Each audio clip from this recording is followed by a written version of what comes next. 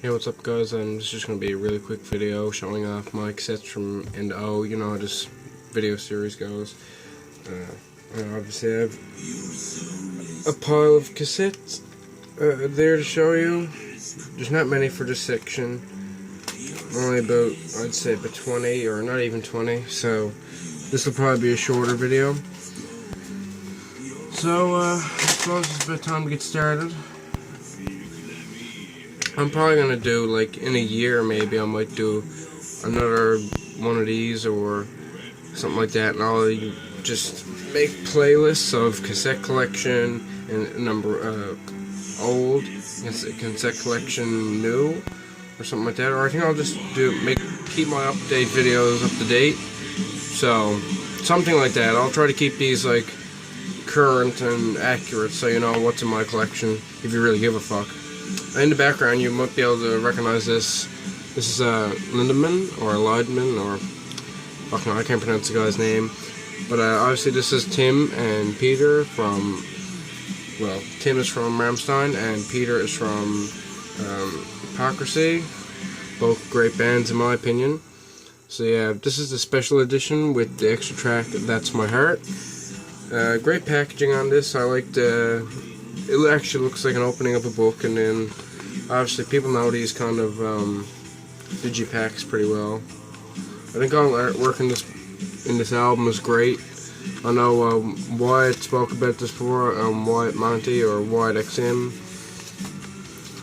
But yeah, it's a great album in my opinion. I think this is probably one of the most interesting things Tim has done in years, and definitely something interesting to see that Peter, a guy from a death metal band, would be in this. So yeah, that's all I gotta say about this. So yeah, if you're interested in this, pick it up. I had the unspecial edition version, so I had the standard edition with out the bonus track, but I sold that to a friend, and when I seen this for really cheap.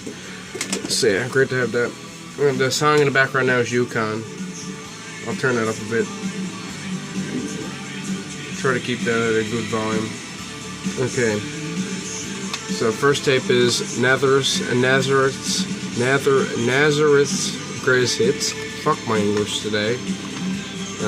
This came out in '75, so yeah, just obviously classic shit. Neil Young, Harvest. Neil Young's classic. I'm not sure about his newer material. I have not listened to it at all, but I suppose he's still the same as ever. He can't really change much. Neil Young, Freedom. This is from 80... I can't even fucking remember the year on this. I know Harvest. I forgot to mention Harvest. That's 72. This one is, if I get the case open, 89. I think this says, yeah, Rockin' the Free World is on this album. Like I said, I'm not a huge fan of his later stuff, so I'm not really like not really well knowledge with it. Neil Young and Crazy Horse. I just put the Crazy Horse and Neil Young stuff all together. Sleeps with Angels. This is 1994, so yeah. More Neil Young shit. Nelson, which is what my girlfriend listens to mostly, and I just except for that reason. Case is beat up, but whatever. After the Rain. Basically, AOR from 1991, I believe. No, 1990. So yeah, these guys are pretty ill-fated. They were kind of basically coming in just as Nirvana was about to blow them out of the water, so that's why I guess they never went anywhere. They still play, I believe, which is strange. Necrofilth, Filling My Blood with Poison. Obviously, Necrofilth is fucking amazing. If you like any kind of like grindy, gritty, shit-filled, not shitty, but shit-filled, dirty, fucked up music, you'll like this. This is number 100 out of 22. I think this is the issue on Home Tape and Cruelties. Oh, 1 second. Fuck. There's a download card in this, I believe. Nerds can jerk off here. It's just a fucking little card with their website on it. I like the first copies of this. I think had different colored inlay, but I like this colored inlay with just like fucking brown packing paper almost. But this is probably one of my favorite releases they have. I like their little 7-inch flexi or lathe cut vinyl. They're done with I think it's Weaponizer, where there was a razor cover and Venom cover. I love the fuck out of the razor cover they did. It's fucking really amazing. It's pretty weird talking about necrofilth while you're listening to fucking Leidenman. Kind of totally different. But yeah, awesome. Some more necrofilth. This is Maniac on Hooker Avenue. I picked up most of this shit. Necrofilth is really cheap. I figured that out pretty quick. You want their demos, they're not hard to find. Except for a few, like I mentioned, the lathe cut 7-inch. That was limited to 66 copies, I believe. So that's like 30 or 40 bucks now at least. I love the artwork in this, actually. For just a demo, that piece of artwork is fucking amazing, as you can see. The light's not great in here right now, but you get it basically.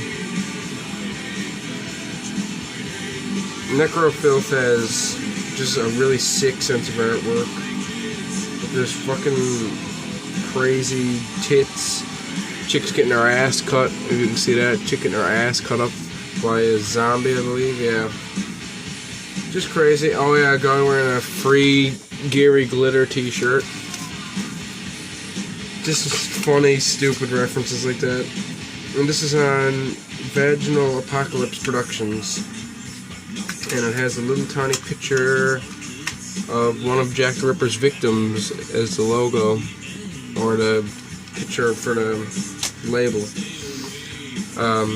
This is on Hell's Headbangers, Devil's Breath. Their first studio album, like full length. I love this release. I love the green tape. It's like the Acid Witch tapes. They're brightly colored as well. Huge inlay. Great shit, once again. If you're buying a Necrofilth record, you're not going to expect shit. Well, you're going to expect dirty, rotten shit, but you're not going to expect shitty music. They are basically one of the most constant kind of bands you can listen to. Next is, well, this is a fucking contrast. Night Ranger, Dawn Patrol. More like my stuff from my childhood. The song Sister Christian, that can fuck off. Every time I turn on the radio, that's on, but whatever. I don't mind Night Ranger. I'm not too, like 80s rock and shit, it's just not bad to me. I just kind of absorb it all as being classic. Nirvana, Bleach. This is a 90s reissue. Obviously, it's cool to have this on tape. It's a little bit rough shape, but that doesn't really matter. Nirvana are like one of my favorite bands from like when I was first getting into harder music. You could say harder, like harder than AC/DC. But yeah. Next is Nevermind, the classic album, obviously. Not my favorite. I like Bleach the most, and then I like In Utero the second most. So yeah, that's Nevermind, and then there's In Utero. I'm just gonna quickly show these to you guys because I don't want to be too long with the video, obviously.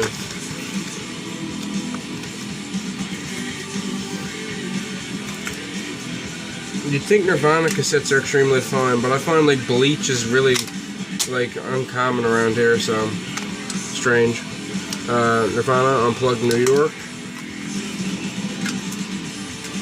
Probably their most like happy, well not like yeah, happy and just happy, sad, emotional recordings all put into one. Obviously it's just slowed down and softer. One second, I switch to another song here on the CD. Sorry about that, guys. I like Lady Boy. That's probably one of my favorite tracks on this album. Next is from Muddy Banks of Wishka, or Muddy Banks of the Wishka. Obviously, this is like live recordings all compiled together. It spans, I believe, from 89 all the way up to 2000 or 1994. What the fuck am I saying? 89 to 94 kind of compilation. Not one of their most popular releases, but I think it's great. It kind of captures the live atmosphere of the band in all eras. Except I hate the fact that they're missing like 87 and 88 in here. Like, there was a lot of shows from that time, so I don't know why they didn't include recordings from that time. They were really raw at that point. Ozzy Osbourne's Blizzard of Oz. The tape and this is fucking rubbed to shit. That's great. Yeah, but like I said, the tape in this is fucking mangled and just old as fuck, but the papers aren't bad, the inlay. But yeah, I need to get a new copy of that. Or at least replace the cassette. Bark at the Moon. Same thing with this one. I find all the Ozzy tapes are blank almost from all the print wearing off. Randy Rhoads Tribute.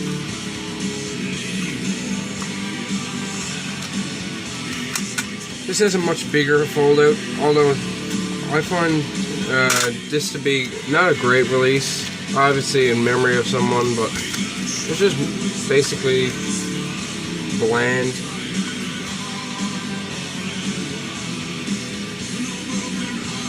There's some studio outtakes and stuff, but besides that, it's mostly live, I believe. So I never listen to that album very often at all. No Rest for the Wicked. Probably one of my favorite albums by Ozzy.